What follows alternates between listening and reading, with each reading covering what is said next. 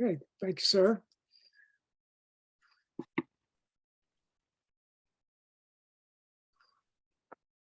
Okay, so anyway, getting started. Last week, we left off when Ken was talking about the workbook and its its part in the curriculum and its importance in the curriculum. And he's going to be picking up with that again when we start the recording, although it's going to be in the context now of magic, which he's going to transition into a couple of sections out of the manual that deal with how do God's teachers deal with magic thoughts, and how do we deal with the magic thoughts of others. It's two different workbook lessons. But I'm not even sure we'll get to the lessons themselves today, because there's quite a bit twixt hither and thither in terms of what Ken's going to talk about. So last week we listened to him go over the review sections to the first three review sections in the workbook, and he was talking about the workbook and how important it is. And in the first review, the central thing that he wanted to point out to us is that we want to pay particular attention to those situations that are disturbing for us or upsetting for us. That in that early review, Jesus is telling all of us as beginners to set aside time each day when we can be quiet and focus on the lesson for the day and whatever practice it's having us do. But that we need to learn as students of this course not to require a peaceful, quiet place to practice, because we need the course most when we're not peaceful and quiet and when we're upset about things. And that's its actual purpose for us, is to help us with our upsets and to help us when we're disturbed. And so it's the importance of learning in the peace and quiet of our homes what these lessons are teaching, and then generalizing them to all of the situations in our life all day, every day. That's how we're supposed to be practicing, and that the workbook is a one-year study program that helps train us how to do that, with particular lessons each day that we are then to generalize to our entire day, that day, practicing whatever way the workbook lesson suggests. But the important part is to remember that you're going to need this course most when you're least inclined to do it. Good morning, Bruce. Barnes has already started recording the class for us. So he's doing that for us today. So you're relieved of that responsibility. So thank you. So that was what the first review was about, was paying particular attention to those situations where we're upset. That's where the real practicing is. And that's where we need to change our minds the most. The second lesson, the emphasis in the second review was on our willingness, and that was our willingness to practice these lessons. And of course, when we start talking about willingness, we start talking about the original theme of this class to begin with, which was resistance. And again, resistance should always be not too far away, somewhere in our minds, this recognition that it's our resistance to this course that is the problem for us, and that it's perfectly natural that we're resistant to this course, because this course is trying to undo the very person that we think that we are. So of course we're going to be resistant. So we don't need to lie to ourselves, and we don't need to lie to Jesus about this. We don't need to live a life of some kind of pretense about being some holy roller Course in Miracles student. We do not want to be holy roller Course in Miracles students. We just want to look to ourselves and others like we are. But deep inside, we want to stay us. And so this resistance to the course is something that we have to pay attention to. And then the third review lesson was about not kidding ourselves about this, and not of beginning to recognize the difference between when you really aren't able to practice the lesson for the day as you're going through the workbook because something is coming up, and all of the reasons that your ego is going to give you why you can't do it. And to learn to discern that difference. and for us not to kid ourselves again about this resistance. Our egos are very clever, or we're quite ingenious at this business of self-deception. And so we can pull that off for ourselves whenever we unconsciously want to and are not conscious of what we're doing.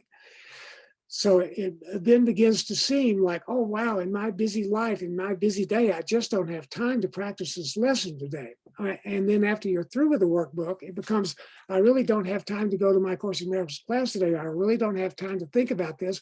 I'm too busy taking care of the responsibilities of my life here in the world. And so what Jesus is doing in that third review is urging us to be vigilant about that, and to recognize that, yes, of course, we're going to be resistant. And of course, we're going to come up with all of these reasons, first, why we can't do the workbook. And secondly, why we can't then practice this lesson, this course all day, every day in our lives. And in the midst of all of that, Ken and Jesus are pointing out to us that not to berate ourselves when we forget. Ken said in that third review that when you notice if you're working on the workbook and you notice that you haven't thought of the workbook lesson once all day and it's already 7:30 in the evening, not to berate yourself for that, but to realize honestly that the reason that you didn't remember the workbook lesson was because you were afraid of it. And the reason that we're not practicing this course all day, every day, is because it frightens us. And it frightens us because, again, it's trying to undo the very us that we think that we are. So we shouldn't be surprised, and that when we notice what we've done and we recognize that it's because we're fearful, that makes us an A+ Course in Miracles student for that day. That really the right way to do the workbook is to mess it up and then forgive ourselves for it whenever we do. That you're not going, the idea is not to do these lessons perfectly every day. That's simply a reaction formation, a psychological defense against realizing that you do mess things up and that you're not a perfect person. And so you're going to do these workbook lessons perfectly to prove that you are a perfect person. And Ken ended last week by telling us a story of the young man who came to his apartment in New York one time, and to gleefully tell him that he had finally, after 25 days, done the first workbook lesson exactly perfectly. And that Ken told him, that was not the idea, and that if Beethoven had that attitude, he never would have gotten past the first symphony. He would have spent his whole life perfecting that, and he wouldn't have done the other 8 symphonies, let alone the quartets and the other most lofty music that he ended his life with. So anyway, that was what we did last week, and that's where we stopped. And so I'll ask now if there are any questions or comments about any of that stuff that I just said. Alan, you have your hand up. Alan? Yeah. Doug, it doesn't sound like much fun. Yeah, you got that right. Yeah. It's a relief when we practice correctly and substitute forgiveness for our grievances.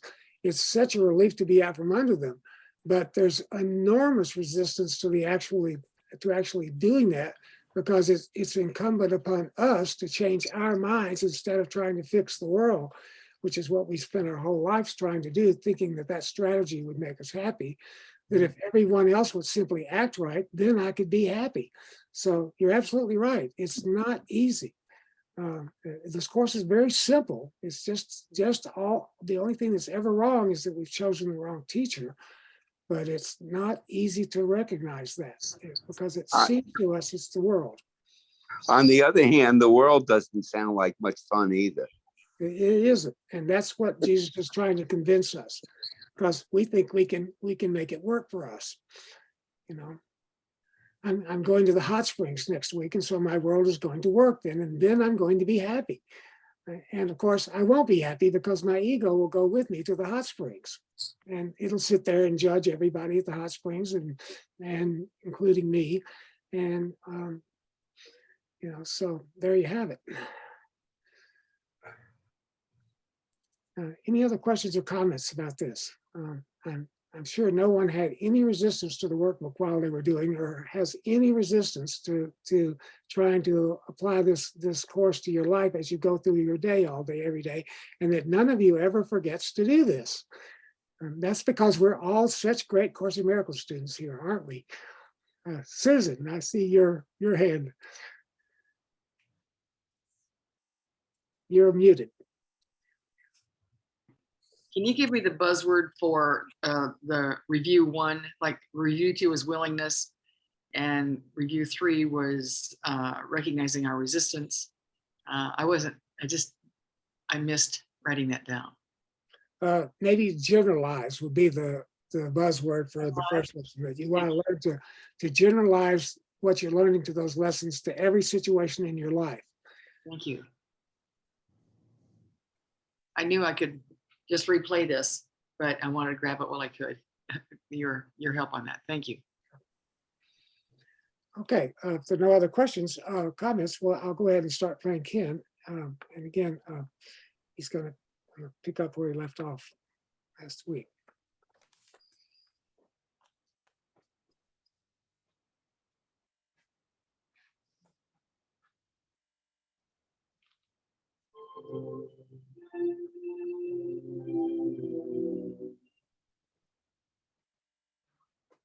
Okay, picking up where we left off, I'd like to spend the rest of the afternoon talking to you about two main sections in the teacher's manual that deal with how a teacher of God should spend his day, and specifically focusing on magic thoughts.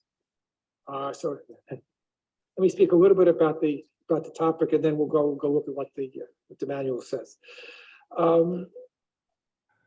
As we were discussing this morning, the basic way that you live A Course in Miracles is to apply its principles to your life. And obviously, if you don't do that, then everything you're studying means absolutely nothing. And then they're just empty words and brilliant concepts, etc. But if they don't help you become more peaceful and more loving and kinder, meaning less guilt-ridden, less judgmental, less angry, etc., then all the beauty of the words and the brilliance of the teachings mean absolutely nothing. So it's a daily application, which is important, and the workbook, it certainly is a key part of that training. So much so that there's one line in the manual that says that a teacher of God cannot claim that title until he's gone through the workbook, since we are learning within the framework of our course. So that an integral part of the curriculum of A Course in Miracles is the one-year training program of the workbook that basically trains our minds to think along the lines we had discussed this morning, namely that our daily lives represent the classroom, or the world that we live in is the classroom, our daily lives, the curriculum, and Jesus is the teacher. And so that we see everything that occurs in our day, from the time we wake up to the time we go to bed, and even including our dreams at night, as being opportunities to look at what is going on in our own minds. Okay, so I'm just going to stop right there just for openers, because again, Ken says these things and breezes right over them, but they're at the very core of what this workshop is really about. This idea that the basic way that we learn this course is by applying it to our lives. And what does it mean to us to apply the principles of this course to our daily lives? That sounds like a very simple sentence, and we all go, oh yeah, okay. But what does that really mean? And of course, what that really means is that as I go through my day, I have to remember that nothing is as it seems to me. That my perceptions are lying to me all day long. Because as I go through my day, I'm absolutely certain that the world around me is causing me to have an experience. And yet I know from the principles of the Course in Miracles that ideas leave not their source. There's no world out there causing me to anything. So in applying the principles of this course, I need to keep reminding myself of these basic tenets that if ideas leave not their source and projection makes perception, all I'm ever looking at is my own interpretations of my own dream. and that my interpretations are wrong whenever I think anything outside of me is causing me to have an experience. So applying these principles to our daily lives is a matter of staying on our toes, of being willing to raise everything in my life to question, and most especially to raise those things to question which are upsetting me. So if I'm never upset for the reason I think, workbook lesson 5, then that's what I need to be reminding myself all day, every day, through all of my upsets. And again, these are seemingly beautiful thoughts when you think about them, but applying them, as Alan was pointing out to us, and as we're all probably aware, is difficult, because it means that I have to own it. I have to take responsibility for my upset. You can't cause me to be upset. Only my reaction to you is upsetting to me. And so, Ken says often, what does what other people say about you or think about you have to do with you? And of course, it has to do with our interpretation of our self-concept as seen through the eyes of others. So anyway, I just wanted to stop there and make a point of this, that the whole deal here, but the reason to learn this course is so that you can apply its principles to every situation in your life. And again, you're not being a bad student when you forget to do that, but when you do remember, don't kid yourself about why you forgot. You forgot because it scared you and you didn't want to do this. You didn't want to be responsible for yourself, of course. None of us does. I'd much rather have it be your fault that I'm upset than some faulty decision that I made. So any questions about that? And again, don't kid ourselves about our resistance to doing the workbook itself, and then our resistance to applying its lessons all day, every day to our lives. We're bound to be resistant. That's why this course is hard, as Alan pointed out. It's hard because we're resistant. It's not hard because it's difficult to understand. It's not difficult to get what it's saying. It's difficult to put it into practice because we're resistant. Again, that's been the theme of this class from the very beginning, is recognizing our resistance. Okay, back to Ken, unless anyone has anything they want to say.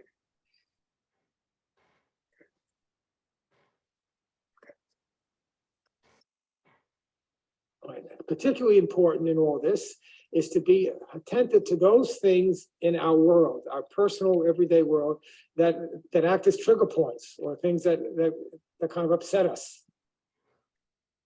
Right? And the various forms of injustice that we see, again, around us in our personal world as well as in the world at large. So if you watch a news program and you find your buttons getting pushed and getting upset, then that should be a helpful thing to bring to your teacher. That becomes part of your classroom. Because Jesus would then help you recognize that what's upsetting you is not what you are hearing or reading about in the news, but what's upsetting you is a decision you had already made, but were not aware that you had made it. So he doesn't, he's going to elaborate on that, but he doesn't actually say what that is. So when he says that what's actually upsetting you isn't what you heard in the news, it's a decision that you had already made that you weren't aware of. That decision that you already made that you were not aware of was to look at the news with your ego instead of with Jesus or the Holy Spirit. It means that you decided to look at the news by yourself without their help. And that's the decision that whenever we're upset, that we already made that we're not aware of. And while we're on the subject of the news here, I just want to say that I cannot tell you how many times during my having been a facilitator of this course and a teacher of this course, that I've heard course students say, I don't look at the news. I'm not getting tangled up in the world because I'm not looking at the news. Their reasons for not looking at the news are varied. Sometimes it's because the news is too biased or too prejudiced. It's too Republican or too Democratic. It's It's a way of making the world real, they say, but we've already made the world real. And so what's really going on, I think, in nearly all of these cases is that we avoid watching the news because we get upset about it. And we don't want to get upset, so we don't look at the news. And again, in the light of this Living A Course in Miracles workshop that we're doing right now, what we're doing is we're robbing Jesus or the Holy Spirit of a teaching learning opportunity. We're leaving them again standing in the unemployment line because I'm avoiding looking at those things about the world that disturb me, which is nothing more than denial. So I would invite any of us who are avoiding looking at the news to really look at that a bit more carefully and to bring that avoidance to Jesus. It doesn't mean you have to look at the news if you don't want to, but if you are avoiding letting yourself get upset, that's probably why. And it's because you're afraid of trying to apply the principles of the Course to the news. Because it's not the news that's upsetting you. It's not the particulars of the news. It's not the war in Ukraine. It's not the mass murders that we see. It's not all that stuff at the level of form. It's our ego reaction to them, and it's our desire again to see the evil outside of ourselves and not realize the hatred is in our own minds. And we don't want to have to confront ourselves about that world that I see out there in the news is an outside picture of my inner condition, of my mind. And that it upsets me because it reminds me at a very deep level of that my plan for salvation, this making of the world where I project all of my self-hatred in terms of cause onto the world and everyone else, is not something that I want to own. So again, I'm not scolding anyone about not watching the news, and I'm not making anyone wrong, but I am inviting each of us, myself included, to look at that and look at what goes on about that. You know, I make fun of myself all the time about being a football fan, but I can't watch a football game in peace. You know, I take sides, and then it's great when the team that I'm cheering for is doing well, and it's terrible when they're not. And that's useful for me because on the one hand, I can see that as totally absurd. It's not like the war in Ukraine with dead bodies laying in the street. It's just guys out there playing football. But I take it seriously, and I do get upset. And if I deny that, I'm denying an opportunity for myself to see that, oh, indeed, I have made the world real, even a silly football game. And the usefulness of that to me is that I can cycle in and out of taking it seriously and seeing it as absurd. So it's a good learning opportunity for me.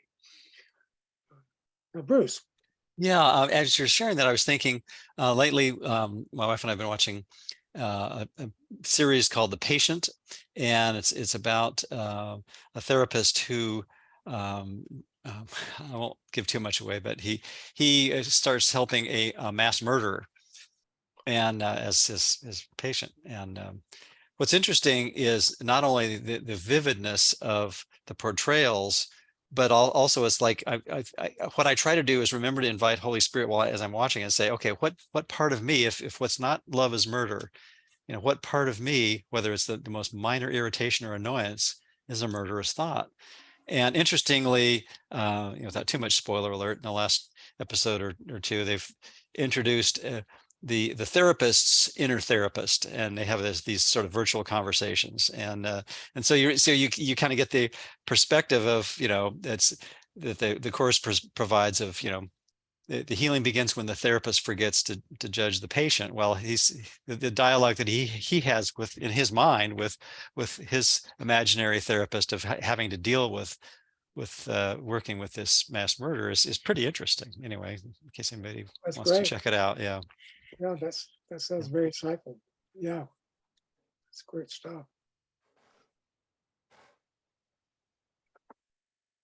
But like you said, that could be applied to anything, the news, anything that you know we would normally recoil from. It's like, well, why would I pull away from that if there's something I'm afraid of looking at? It doesn't mean we should plunge headlong into our worst fears, willy-nilly, but just notice, like you were saying, when am I you know, avoiding looking at something, you know, that I might really benefit by asking Holy Spirit to be with me as I look at whatever things seem to come up in any given day that are unpleasant or annoying or irritating or angering or whatever. Yeah. Yes, I was reading an article that Susan Dugan wrote about Gloria Wapnick this past week, and in there she's recounting something that Gloria told her, that when Gloria first met Ken, one of the things that she said to him, among many other things, was reporting to him her fear of snakes, and that Ken said to her, your fear of snakes is not what you think. Your fear of snakes is really your fear of Jesus projected onto snakes. Again, so you know, whatever it is that we think is upsetting us is not really what's upsetting us. It's that we're looking at what's upsetting us with the wrong teacher.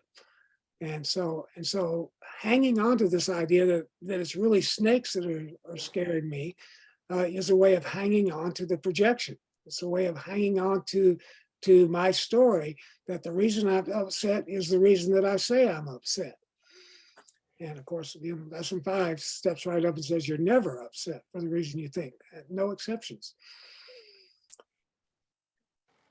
Okay, back to Kent. That's what he means when he discusses magic. A way of understanding what magic is. And you could understand it best when you juxtapose it with the miracle. Magic is an attempt to solve a problem where the problem is not.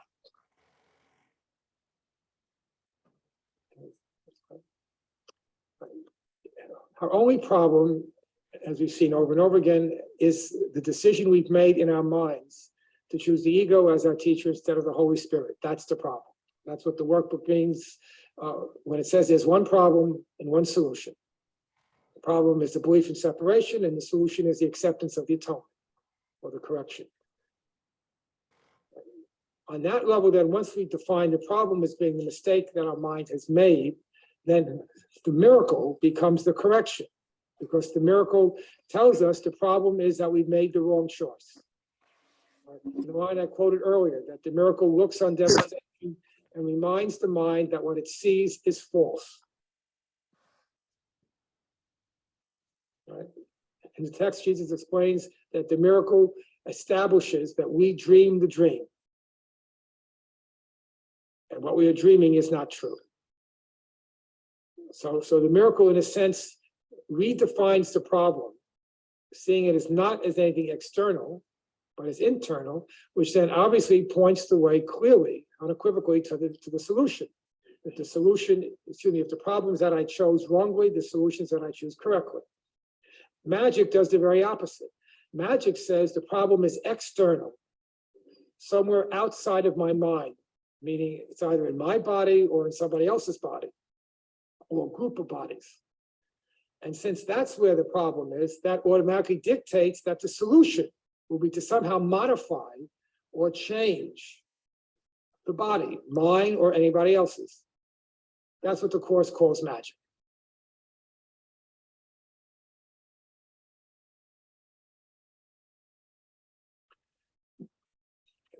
In the passages we're going to read, Jesus talks about what it is that occurs when we find ourselves getting angry at somebody else's magic thoughts. In fact, that'll be in the next section that we'll look at. Right. He also deals with our own belief in magic, namely that we look to magic to solve our problems. Now, he makes it clear at the beginning of the text that the use of magic is not something that is wrong. It's not something that is evil. It is not sinful. It simply is that doesn't work. Right? He's very practical. He prides himself on being practical. Right? So in a sense, what he says to us, the reason you should practice this course is not because I tell you to, not because what I tell you is right, should practice this course because it'll make you feel better. Remember the line I read right at the beginning, first paragraph of lesson 133, I will not value what is valueless. He says, today we're not going to talk about world-encompassing ideas or lofty thoughts. We're going to talk about things that are of benefit to you. The attraction he wants us to experience towards forgiveness is that it works. That it will make us feel better. So what he has to do as our teacher is convince us that magic will not make us feel better. Certainly magic can temporarily make us feel better. If you feel lonely, having a warm body next to you feels good. Right? If you have a headache, taking a warm pill, right, will make you feel better. Right? And again, it's obvious that magic works within the world, but it will not work to help you get out of the world. It will not loosen your tie to the world, just the opposite. So it's not that use of magic is bad or sinful, it's simply that it doesn't work. All right, so that the first passage we're going to read from How Should the Teacher of God Spend His Day deal with our own use of magic. All right, the next section, how should God's teachers deal with magic thoughts? How do God's teachers deal with magic thoughts? Addresses the issue of what happens when I see somebody else using magic. All right. And since magic is an inherent part of this world, it is a theme that confronts us every single day, every single moment of every day. That there's no way of getting around it. And when you understand what magic is, then you realize that the making of the entire world, of the entire universe, is an instance, an example of magic. It's an attempt to solve a problem where there is no problem. And magic was the ego's attempt to solve the problem of our guilt when there was no guilt to begin with. There was no guilt because nothing happened. So this entire world is built on magic. Indeed, our birth is an example of the belief in magic. I believe by being born into a body, I will escape the power of my mind. It will allow me never to misuse my mind. And moreover, that sin that's present in my mind, I'm now going to get rid of onto everybody else's body. And there's no way of avoiding that. Obviously, when an infant that is totally helpless and powerless is hungry, it cries. And clearly, if it is not fed, it's not the infant's fault. It's the parent's fault, right? Right? If the infant is wet, is cold, is soiled, and cries because of the discomfort, it's not its fault. Right? But obviously that's not the ultimate source of the distress. The ultimate source of the distress was the thought in the mind that said, I'll be better off being born into a body as a helpless infant. So I could blame my parents and everybody else for not being there for me. Just as we, right at the beginning, blame God for not being there for us. God's love is not enough. I want something more. You know, there's a wonderful passage in the text that talks about how we want more than everything. Well, we relive that same insane moment and that very bratty temper tantrum and demand that says, do this for me. And if you don't do it for me, I will cry. I'll be in pain. I'll be unhappy, and it's your fault. All right, that's all magic. Because the real source of my pain is the decision I made, my mind made to separate from God. So magic, again, is an attempt to solve a problem where the problem does not exist.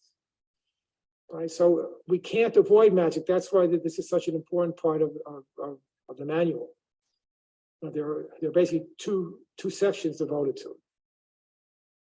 So how we deal with magic, our own belief in magic as well as other people's belief in magic, becomes a central part of our curriculum. So that one can't really be a student of the course and attempt to live its principles day in and day out without somehow understanding what magic is and understanding, again, what our role is in it. So let's turn to. Well, I'm going to stop there before he actually goes to the lesson itself.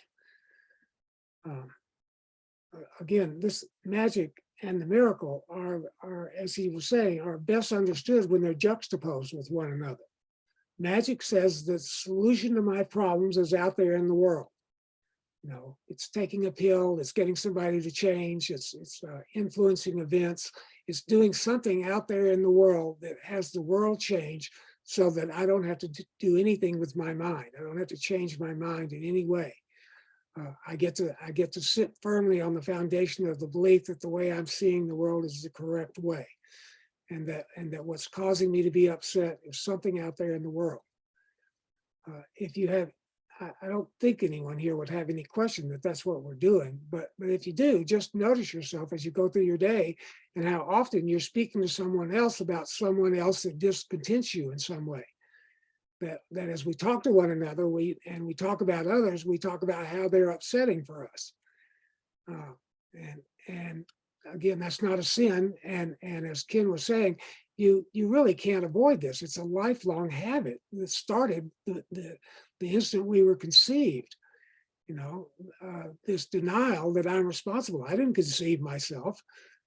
And at the physical level, that's true. But that's the physical level is actually the dream. And so there is no physical level that's not being dreamt. So again, magic is the belief that the world is the cause, and that therefore the solution is at the level of the world also. It's getting the external situation straightened out so that I can be happy. Juxtaposed with that is the miracle, and the miracle says that the external world is not the problem. It's having chosen the wrong teacher in my mind that is the problem. That changes everything, because if the problem is in my mind and not out in the world, then obviously the solution is in my mind as well. And it's a very simple solution. It's changing teachers. And of course, that's the rub.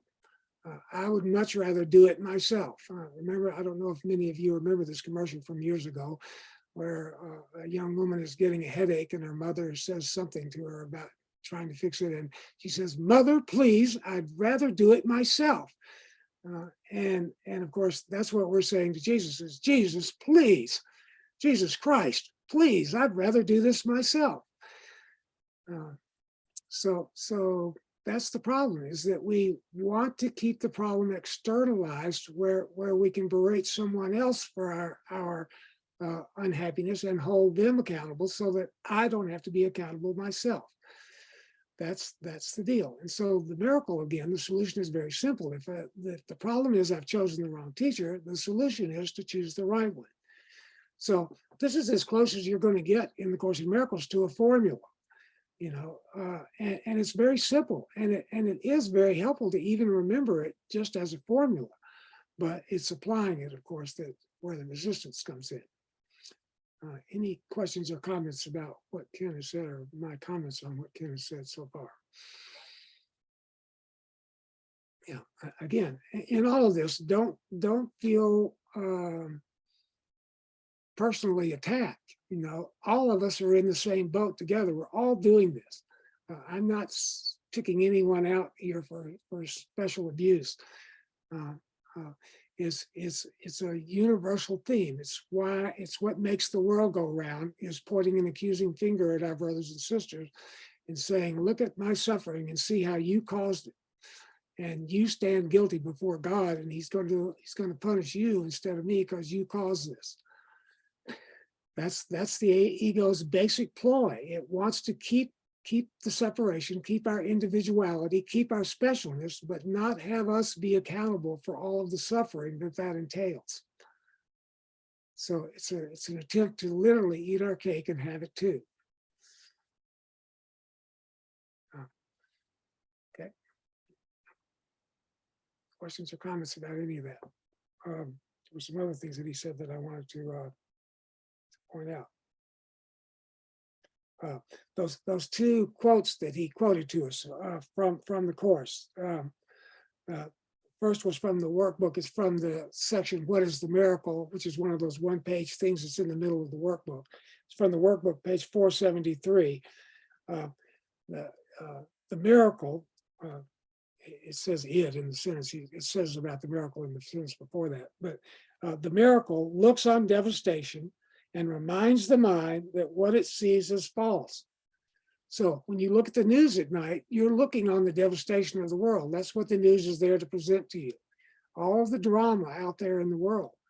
And if you look with the right teacher, that teacher will remind you that what you look on is false.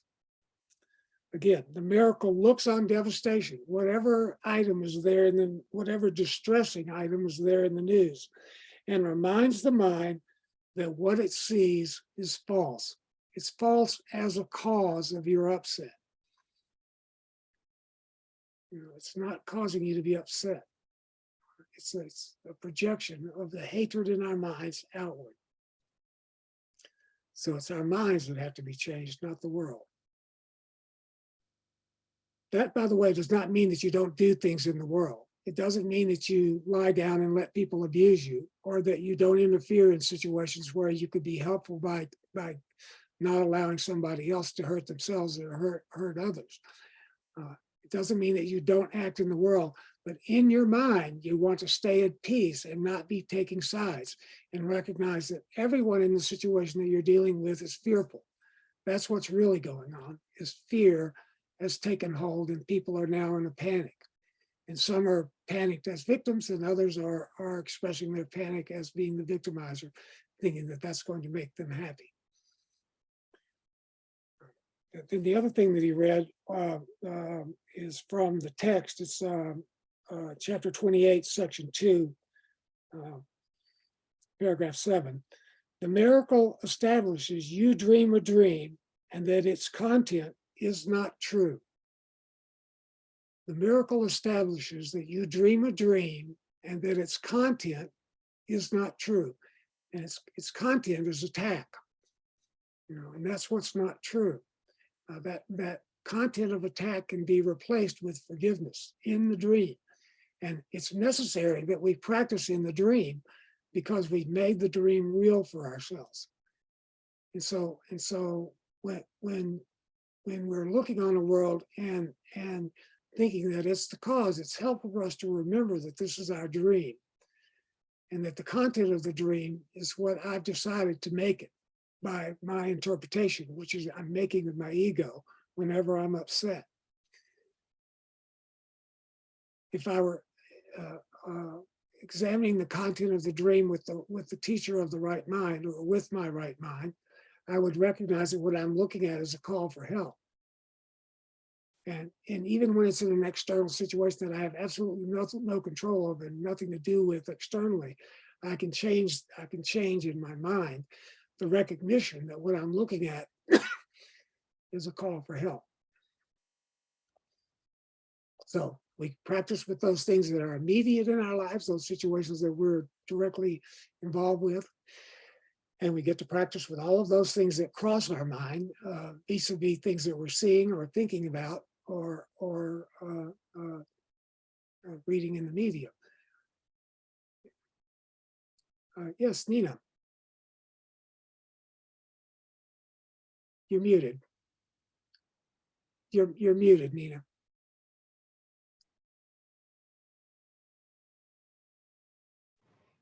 There you go. Is that unmuted? Now you're unmuted. Okay. Good. Okay.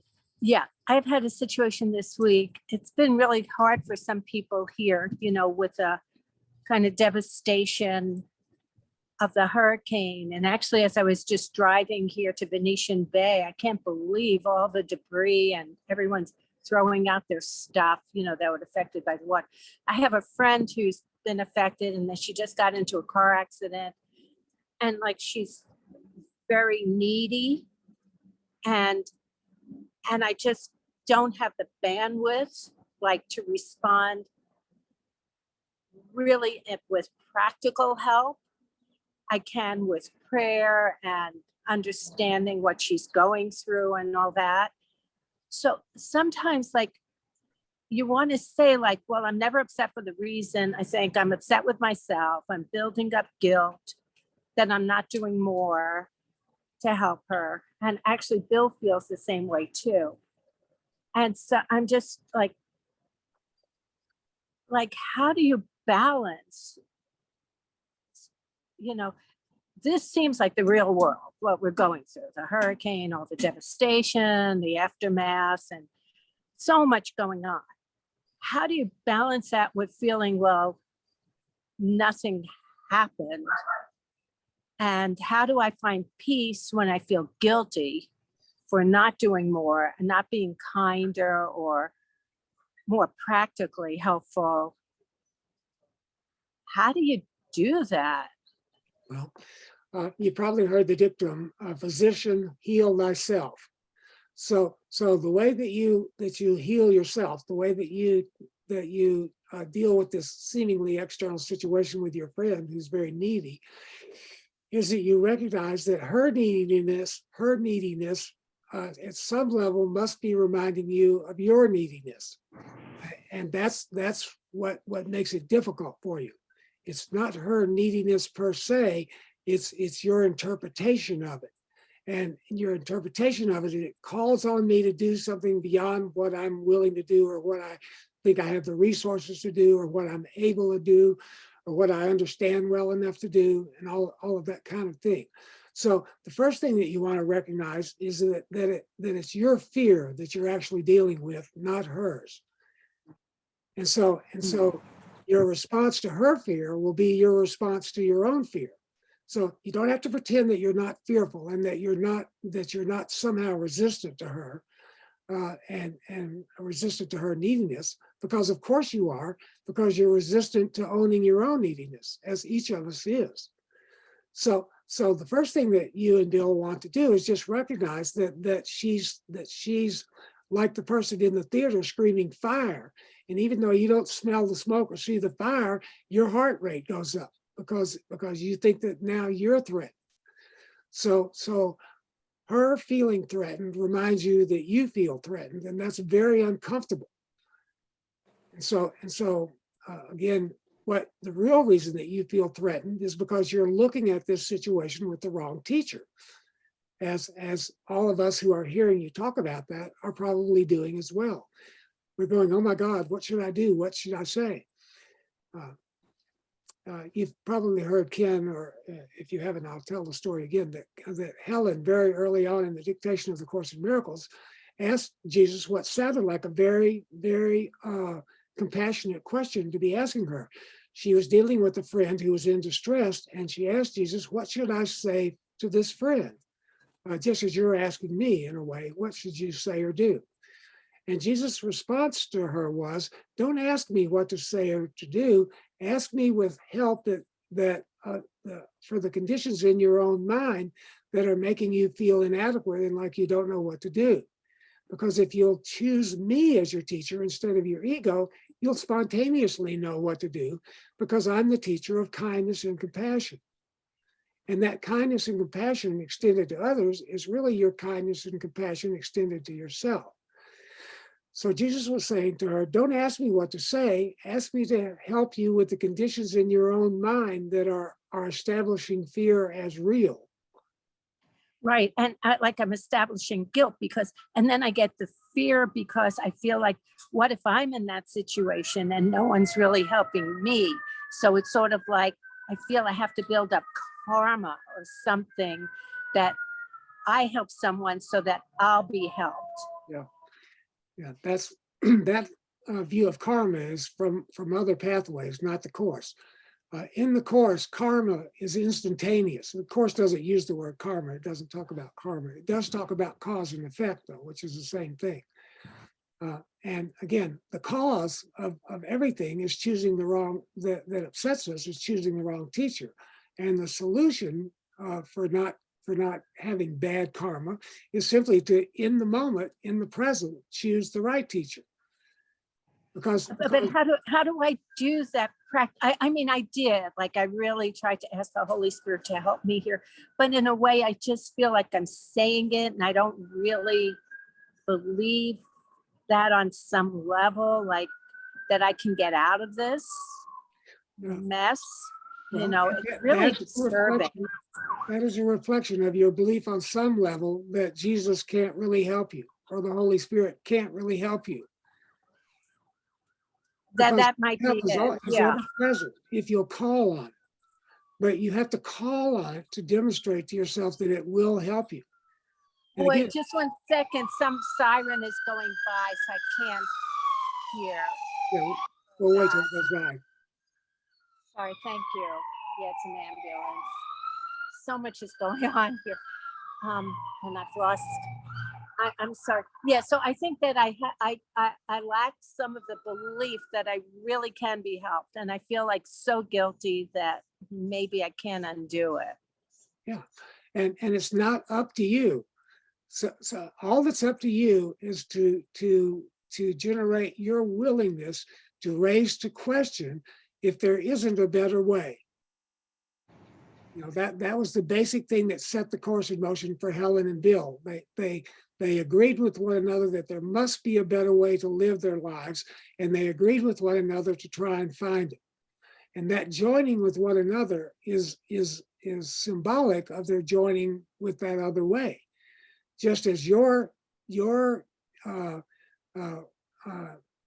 joining with your friend here in this situation is symbolic of your joining with there being another way, which is that we can help one another. And the way that we help one another is by helping ourselves first. So what you're doing with me right now, and what you're doing with this course in Jesus right now, and the Holy Spirit right now, is addressing your own fear. And that's step one, is that you have to recognize first that you are fearful, and that that's not a sin, that that's simply a mistake that calls for correction. And the correction is to call on the teacher who can help you be not fearful, and to recognize it's not up to you. It's just up to you to be willing to call to question your initial response, which is to want to pull away from your friend. You know, and again, it doesn't matter. It's the key to the whole situation is not what you do or say, it's what you do in your own mind by changing teachers. And changing teachers just means that you do what's really ordinary, is to be kind to your friend. You know, there's nothing highfalutin about any of this. There's nothing mysterious about any of this. It's just a simple matter of being kind and being as helpful as you can be without making yourself feel put upon. And You know, that's a difficult thing because you're afraid of getting sucked into a drama or something, like by extending myself and opening up, you know, even asking her how she's doing or something. I don't even find the willingness to want to be in that drama. And so that's what you want to work with. You want to look at your own resistance. Again, the whole basis of this whole series that we've been doing as a group is looking at our resistance. And that's what's hard, as Alan was saying earlier, and what we would all go amen to. It's hard to get ourselves to look at what we're resistant to it. Can you do that resistance to see it without building guilt?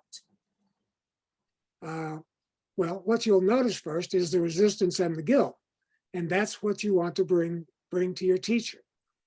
So the idea is not to get rid of the resistance or to get rid of the guilt. It's to see that you're the cause of it, that you're choosing it. By choosing the wrong teacher, by choosing yourself as the way out of the situation, and as the world, the external world, to come up with some magical solution. You know, how can she put her life back together out there in the world physically? And it's not that you don't help people with that part too, but you help it coming out of the space in your right mind where you're answering their call for help, knowing full well that it's the answer to your call for help. Okay. Thank you. I'll try. Yeah. Thank you. Yeah. Because I want to get out of this. Yeah, it's really not comfortable. Yes. And so that's where you start, is by going, there must be a better way than feeling like this. Yes. Thank you. Yeah. Right. Okay. I would point out too, it's very interesting that the sirens going on in the background, that's a sound of an emergency. You know, that's the sound you hear when there's an emergency, when there is an emergency. And you know, certainly the situation in Florida right now is an emergency. It is the stuff we see on the news. It is an outside world that is stood on its head. You know, Florida is topsy-turvy town right now, where everything is upside down.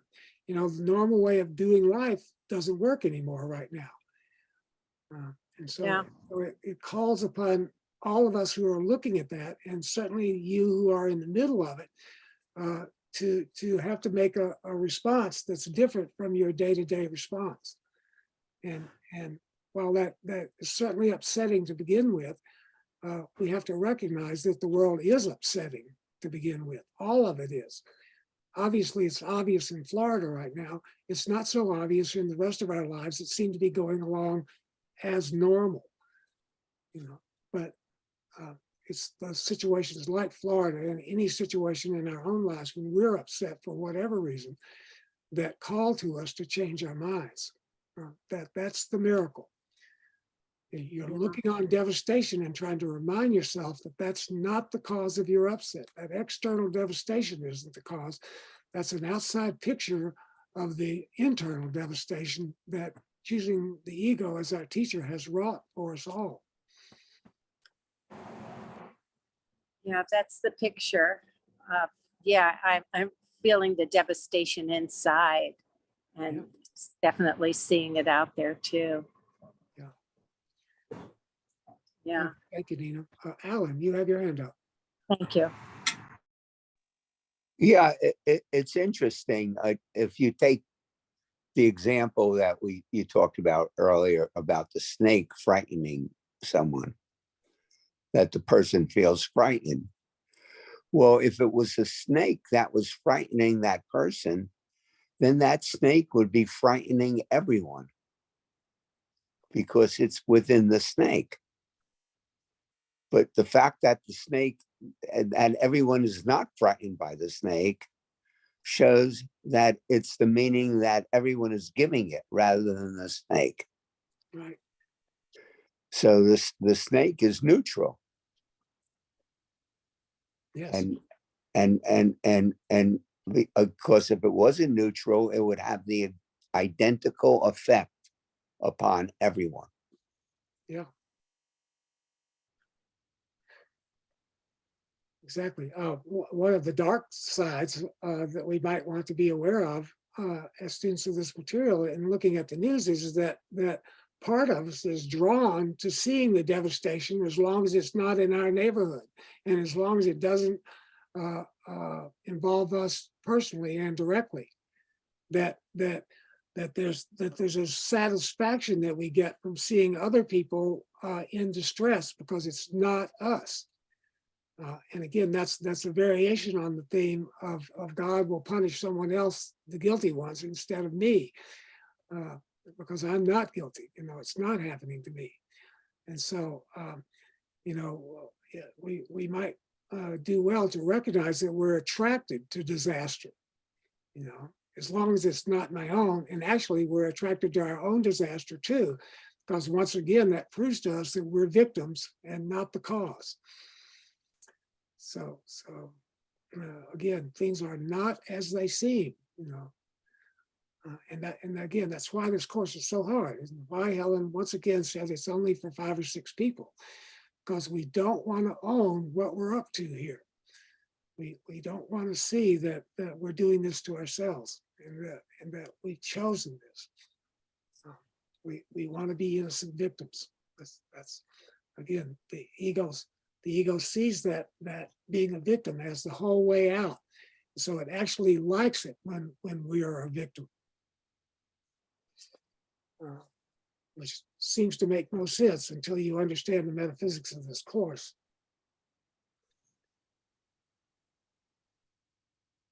Any other questions or comments? Okay, so he's going to start talking now about the manual. If you want to turn there, it's going to be page 41 in the manual. I should have teacher of God spend his day. We'll listen to the beginning of this and then I'll stop because I want to have a few minutes to round off the notes here.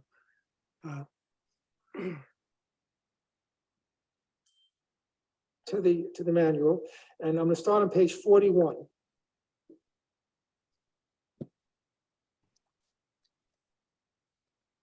In paragraph 6.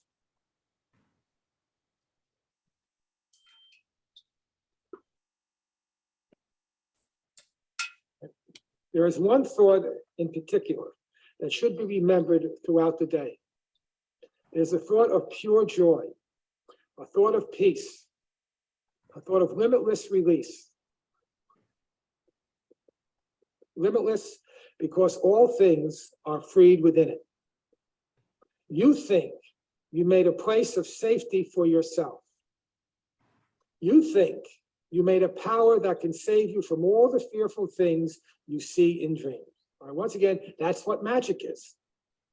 All right, we think that we made a place that we could hide. We believe we made a world and a body in which we could hide from the wrath of God. But again, that's the purpose that this world serves. That's why, again, we're told in the workbook that this world was made as an attack on God. It's made to exclude him. It was made to protect the thought in our mind that said to God, your love was not enough. I want more. And since you won't give me more, I will kill you off and I'll be God. And I'll make a world for myself in which I could get everything I want. You know, I don't need you anymore. That's the thought. That's that horrifying thought that engenders so much guilt. And again, as I explained this morning, hard and fast upon that guilt is that equally terrifying thought, God will find me, God will destroy me. So to blot that whole thing out, I magically believe I can make up a world, make up a body and hide there. Now, that's what he means here. You think you made a place of safety for yourself. You think you made a power that can save you from all the fearful things you see in dreams. And again, that's the power of this world. That's the power of our magic. It is not so. That's the good news. That's the happy thought. That's the thought of peace and joy. It is not so. Your safety lies not there. It doesn't lie in the world. It doesn't lie in all the things that we use the world for to protect us. When we talk about physical things like locks, or intangible things like insurance policies, relationships, you know, as long as I have this person with me, I'm safe. You know, all the superstitions that we have, if I do my daily workbook lesson, I'll be safe. You know, all the silly things and what we think are not so silly things that we do in the world, we magically believe this will protect us. That's what this is addressing. What you give up is merely the illusion of protecting illusions. There's that wonderful line in the two pictures section in the text that says, defenses do what they would defend. That's a very, very important and insightful statement. Defenses do what they would defend. The purpose of defenses is to protect us from what we fear. But the very fact that we have a defense means there is something I should be afraid of. Otherwise, I wouldn't need the defense. So on the one hand, the defense is supposed to protect me from my fear. What the defense ends up doing is reinforce the fear because it tells me I need the defense because there's something inside I have to be afraid of, and without the defense, I'll be destroyed. So the more we seek to defend ourselves against our fear, the stronger we make the fear. Right? That's what's in back of that, the very nice line from the Bible, resist not evil. When you resist evil, you make it stronger. Not that you make it stronger, because there's nothing out there. You make your belief in the power of evil stronger by your resisting it. Of course, you're saying it is powerful, and if I don't resist it, I'll be overwhelmed by it and destroyed by it. So defense doesn't work. That's what that workbook lesson means. In my defense, if I defend myself, I'm attacked.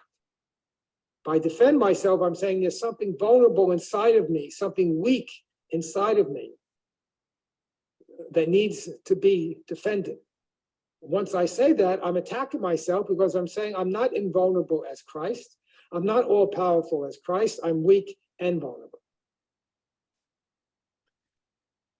So Ken doesn't go into this right here, but I just want to interject here. Again, this is one of those places where the Course is not against magic. It doesn't mean you shouldn't lock your doors at night. It doesn't mean you shouldn't have insurance policies. It doesn't mean any of that. It just means that that will not bring you the peace of God. You know, it might be helpful to have an insurance policy in a hurricane, you know, but the insurance policy isn't going to make you safe. And the insurance policy is not going to bring you peace. And so it's not that the Course is saying don't do these things. You can't help but be involved with magic because you believe you're a body. I can't help but be involved with magic because I believe I'm a body. So all of what's going on here in the world is essentially magic. All of the things that we do to keep ourselves comfortable, warm, fed, so forth and so on, all of it's magic because it's mindless. It attends to the body and the external world of bodies, but doesn't involve the mind. So the mind's choosing the right teacher. And so again, they don't want to be simple-minded about these things. The Course is not telling us to not, the Course is telling us to act like everybody else, do the things everybody else does, but somewhere in your mind, keep in mind what's really going on, you know. And remember that it's only the miracle that's going to bring you peace. All of this magical stuff doesn't last. It doesn't mean that it's not helpful at the level of the world. It certainly is. Again, you have a headache, you take an aspirin, that helps. But that's not really what made the headache go away. It wasn't the aspirin. It was your assigning the power to the aspirin to do that with your mind that did that. So again, and I just want to interject that kind of thing that Ken was just saying. He makes it clear himself, but I just want to make sure that we're not confused about that. And that's what he means in the later lesson when he says, in my defenselessness, my safety lies. My true strength lies in not having defenses. And again, this is not speaking about behaviors, speaking about an attitude. This does not mean that you should not at times physically defend yourself or loved ones. Doesn't mean that you shouldn't at times stop people from doing things that would harm you or harm others, and of course harm themselves. It's not the behavior that's the hallmark of defenselessness. It's the attitude, it's the thought. Right? You could quote behaviorally defend yourself, unquote, and still do it with an attitude of defenselessness. You can still be at peace when you do it. So again, we're not talking about behavior. So again, what we give up is merely the illusion of protecting illusions. Again, once you protect it, you've made it real, which means it's no longer an illusion. Right? The way you quote protect, unquote yourself is to look at the illusion, realizing it's an illusion, and then it disappears, and then you realize there's nothing that has to be protected or defended against. And it is this you fear, and only this. How foolish to be so afraid of nothing, nothing at all. Your defenses will not work, but you are not in danger. You have no need of them. Recognize this, and they will disappear. And only then will you accept your real protection. So again, this calls on us to remember who is the you that's being addressed here. It's not you, the body personality complex that you think you are. It's you, the mind. It's you, the decision-making center of this mind. It's the you who's split-minded and decides which way to look, with your ego or with the Holy Spirit. So when he says you have no need of them, and he says your defenses, he's talking about the ego that needs the defenses. But the you is the mind that's dreaming the dream. And so we need to dream the dream with a different teacher. Again, the miracle shows us that we're the dreamer. that's again what it means to apply the principles of this course, is to keep in mind, I'm the dreamer of my dream. And so all of its fear is coming from me as the dreamer, dreaming with my ego. And while I'm still asleep, I can learn to dream with the Holy Spirit. And that's what this course is trying to teach me to do. That will allow me to enter what the course calls the real world, because I will realize that the you that this course is addressing isn't Doug or your name. It's the mind. That's what this course is pitched to. The mind is the whole ball of wax here, not the body in the world.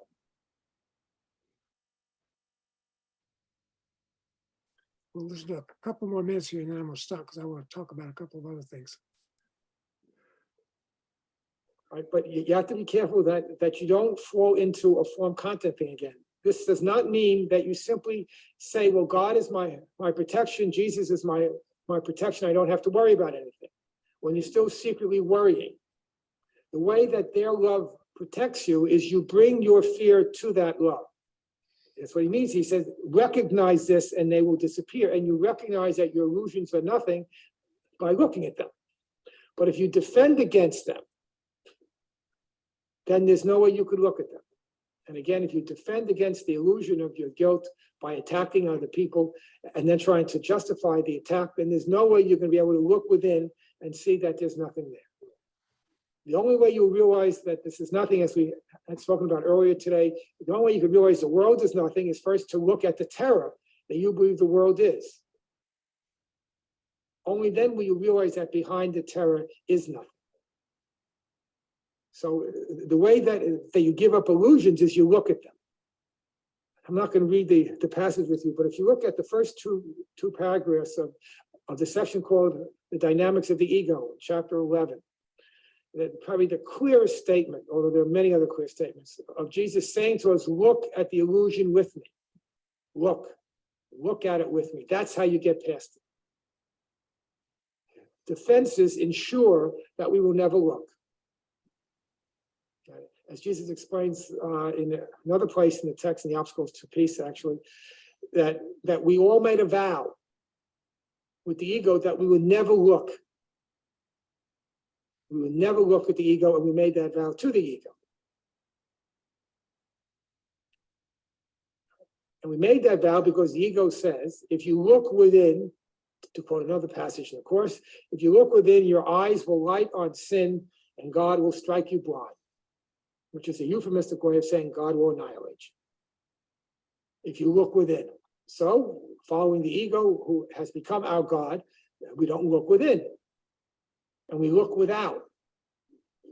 And then we see all the problems that our guilt has caused, but now we see them outside, and we try to solve them outside. That's magic. The miracle brings the problem back inside. That's all that the miracle does. All the miracle does is reverse the projection. Brings the problem back inside and says what you saw outside and thought needed solution outside is really inside. And the solution is simply to look at it in yourself without judgment, without guilt, without fear. Simply look at it. Then it disappears. And then all the need for defenses disappears. All right, so what he's telling us here and many other places, once again, is that magic is not bad, not evil. Don't judge other people for it. The only thing wrong with magic is it doesn't work. That's what he means here. Your defenses will not work. And defenses, again, are all forms of magic. Now, I'm going to stop there because I want to have a few minutes to talk. But again, when he says it'll all disappear, he doesn't mean that the world will disappear. He just means that the fear will disappear. You'll perceive it differently. The world out there is not going to disappear, and you're not going to disappear. You're not going to go poof. So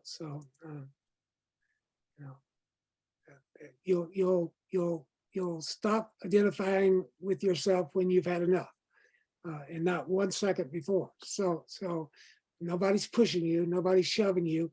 We're all just being gently encouraged to go about this process of changing our mind at our own pace, so that we don't frighten ourselves any more than we already are. Nina, you have your hand up. Okay. Can you hear me? Yes. I'm in. Okay. Yeah, I think that the crux of the matter with the situation, and I hear what Ken says, and I totally understand, is that I'm looking at the dark side of myself. Like I've always liked to think of myself as a kind person and nice and good, basically. But I'm seeing the more and more I get into the course is that the resistance, that I'm really not that good and I'm not that kind. And I really have a resistance to doing things I don't want to do, like sharing my sushi or whatever it is, and here helping my friend because I just don't feel like getting involved with it. And I can make excuses for it, like I just don't have the bandwidth and I'm shaken up and I have a lot of stuff to handle myself. But underneath it, I am looking at the darker side of myself and I don't like it. And so then I feel guilty building that up. So, in theory, it all sounds kind of so easy, but like what I'm dealing with is not very nice. There it is. There it is for every single one of us. I'm tempted to tell you that role of the good, nice, sweet person is already taken by me. And so you'll have to find No, I have it. oh, Bruce has it. I thought I had it. Darn. It's kind of like in the end of the movie Life of Brian, when the Roman centurion comes to take one person off the cross and at Golgotha, and so the emperor has decided to release Brian, and one person shouts up, "Who isn't Brian?" Says, "I'm Brian." And another person shouts, "I'm Brian, and so's my wife." We all want to be that face of innocence, and so we can all relate to Nina's commentary. Yeah. But I was just going to share one thought too, that I find it helpful to remember that horrific self that we are aghast about and cringe even contemplating is beyond our imagination, but it's made up. But we don't see that it's made up until we look with Holy Spirit. Yeah, thanks. And Nina, just a word of encouragement to you before I get to Marissa here. This is the process that is so hard, is to begin to recognize, oh, I'm not the sweet, wonderful, kind, laid back kind of person that I thought I was. I'm just like everybody else. And there's something very freeing in that, even though it's hard to confront that in ourselves to begin with, because we've had ourselves closeted away up on this little crystal pedestal that I'm somehow different than everybody else. And I'm not. I'm different at the level of form, as are you, and as is each of us, but at the level of content, we're exactly the same. We play it out differently in terms of the roles that we play and the self-concepts that we develop, but we're all the same. And we're all making the same mistake, and the correction is the same for all of us. So there's a great relief in that. I can't tell you how relieved I feel not to have to be good. Even as I supposedly teach this course, the way I teach is to show you my dirty underwear. It's just, I'm just like you are. I'm not above any of you in any kind of way at all. And so that's a relief. I don't have to come here and pretend to be something I'm not. And none of the rest of us needs to do that either. And so you're not doing it is a wonderful example for all of us. And you're going through what each of us must go through. And it isn't easy. It's not complicated, but it isn't easy. And so we obfuscate it by making it seem complicated. But it's simple. I'm choosing the wrong teacher, or I'm choosing the right teacher.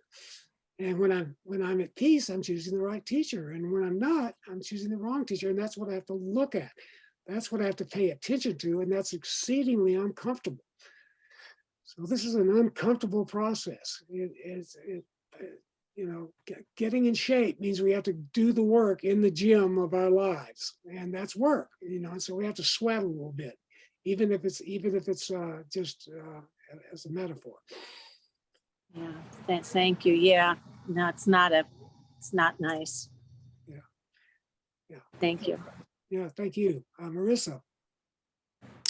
Hi, I just wanted to applaud Nina with her her honesty, because that is the way we find the true kindness. We look at the unkindness, and a lot of people are running around doing forgiveness to kindness to destroy, or niceness to destroy, which is a faux niceness. It is that resentment is lurking underneath, or I shouldn't have to do this, or perhaps I feel superior to this person because they are worse off than I am. There's a lot of that lurking underneath, that in the unconscious, that it's not even visible. But Nina's pulling up the bad stuff and looking at it and talking about it. And I think, that just blows through the bubble. It just pops that bubble where we don't want to look at that stuff.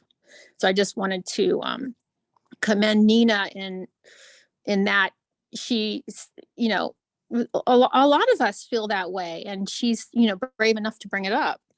I think, but it lurks in the unconscious. It's like, oh no, I didn't want to do this, but you don't even recognize it. You don't even recognize, oh, I don't want to help this person today. I feel like just, relaxing on my lounge chair or whatever. It just lurks in the background. It's like that quick of a thought, and then it goes underground right away.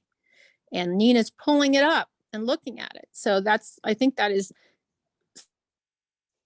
so important for our journey to look at that stuff, because we don't even see it happening. It's even on the opposite side of the coin, when we do choose the Holy Spirit, I find that that's less of a conscious thing than an unconscious thing that's going on underneath as well. I mean, sure, we can choose them consciously, but I have found in some experiences that, oh, I must have grabbed Jesus' hand just now, because I see this totally differently. But it wasn't a conscious effort, like, oh, I need to change my t-shirt right away. It was like, oh, I see this differently. So a lot of that is going on in our unconscious, and that's what Freud was good at exposing, that there's a lot of stuff going on, wriggling around in there. And thanks, Nina, for like bringing out some of those things and looking at it, because we all have them. It's all of us. Thank you. Thank you, Marissa. All of that's, I'm so glad you bring all of that up, because that's the deal. That's what's going on. Before I call on Alan, I just want to take care of a couple of items here, in case any of you have to go at 11, because we're almost at 11. First is that, again, I won't be here next week, so you guys can meet on your own and talk about whatever you care to. And the other thing is, Bruce, are you still there? I saw you just sign off. I'm still here. Yes, thanks. Hey, just want to check with you. Are you, do I have this straight that you're going away on a trip here sometime soon? Yeah, the end of the month for a couple of weeks. So okay. yeah, maybe Barnes or someone could record those two meetings. Okay, Two or sure. three. That'd be fine. I Okay, just want to check with you about that and make sure I have that straight. great. Thanks. Yep. So, yeah, but you'll be here. Will you be here week after next? Let's see. No. Oh, okay. All right. Well, happy trails. Okay, thanks. When you get back. And Okay. when I get back. Okay. Okay. All right. So that was it for the items of business. Okay. I just want to remind everyone I won't be here next week. So you guys are free to frolic and do whatever you want. Okay. And, we'll pick up where we left off week after next in terms of listening to Ken and dealing with magic thoughts. So Alan, you had your hand up, I think. Oh, I was just going to say that I don't share my sushi either. Oh, I'm glad you got that in. I just tell the other people that it's no good and they won't like it. Yeah. Oh, I'm so glad you shared that, because if it's you and Nina both, then I don't have to share mine either. So that's great. Marissa, do you still have a hand up again, or did you just not lower it before? I didn't see whether that happened. Sorry, I forgot to lower it. Oh, okay. All righty. So if there's nothing pressing on anyone else's behalf here, we'll just sign off, and I will see you guys week after next, and you guys will see each other next week. So thank you all for being Have a here. great time next week. Yeah, have a wonderful time. Yeah, thank you. Have a great time. Bye, everybody. Thanks. Thank you, Bye. dogs. Thank Thanks Thank you, all. everybody. Thanks, Doug. Thank you, Nina. Thank you all. Bye. Oh, thank you, Fernanda. Linda. Bye. So I suspect Barnes is gone already. He's just going to stay on because he's recording this. So I will sign us all off here. Thank you, Nina. Thank you. Sweetie. Yeah, Thanks. Barnes said that as soon as we stop the session, the recording should stop, and I think okay. that's how it Well, works. Yeah. that's all. All Yeah. right. Okay. Thanks, Okay, Doug. thanks, Bruce. Great class as always. Thanks. Thanks. Bye-bye.